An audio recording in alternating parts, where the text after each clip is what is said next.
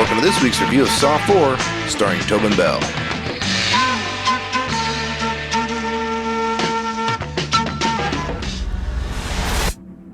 Showtime.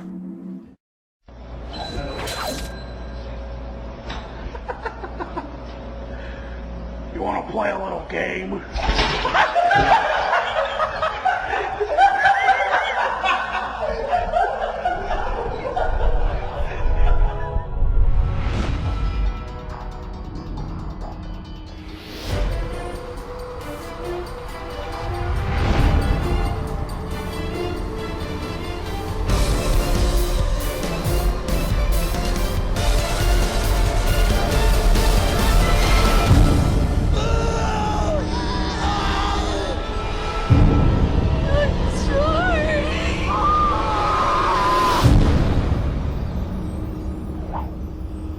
You think it is over, but the games have just begun.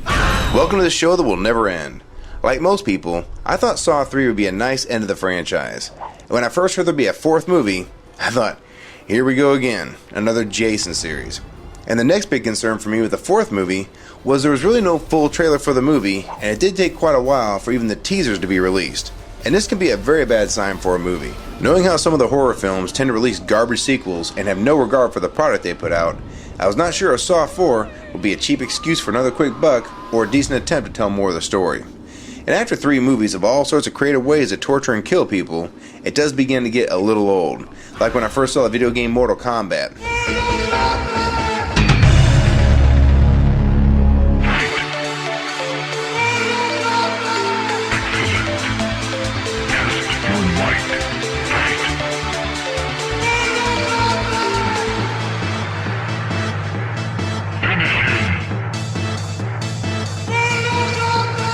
At first it was pretty wild watching all the fatalities, then after 2 or 3 sequels, they all began to look the same. Because there's only so many ways you can torture and kill people. Before I review the 4th film, I might as well let you know what I thought of the first 3.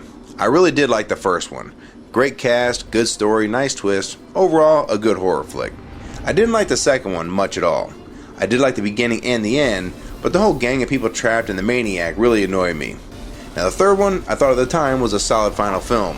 And little did I know, this would not be the end. One of the biggest strengths of the Saw franchise was the fact that it did have a decent amount of characters that were familiar to us from the previous movies, to keep some sort of common thread from 1 through 3.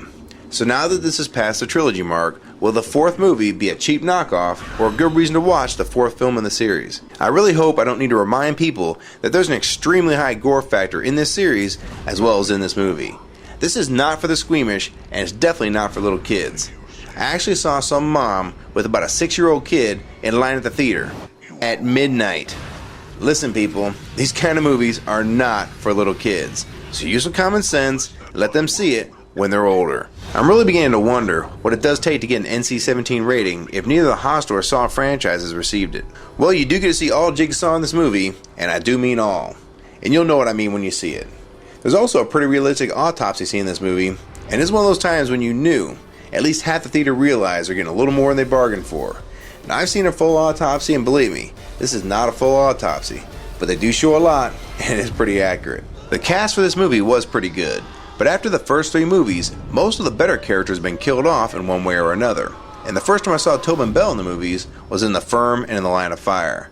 Now he's not the leading man type, but he does have a good screen presence, and he is a solid actor. And one thing that was kind of cool was how they used some unique transitions from one scene to another. And what this movie did pretty well was go into the backstory of Jigsaw and how it all began. And this was a nice, needed touch, and it kept us from being a meaningless or worthless sequel. I like this series for the fact that it does put some thought into the quote lessons or puzzles that are given, and what they were supposed to do or not supposed to do to get out alive. And this movie can be pretty confusing for some of those that watch it, but I did like the fact that for the most part, it does keep you guessing how it was going to play out. Now I really like the timeline this movie took place. That was pretty cool. And I do think this movie did do a good job of trying to create a pretty well thought out sequel. Now I won't give any spoilers away as far as the ending goes, but don't be surprised if you see a Saw 34 by the way this one ended. And I don't know how many of them they plan on making, but it really looked like after this one, there will be no end to this franchise as long as it's profitable.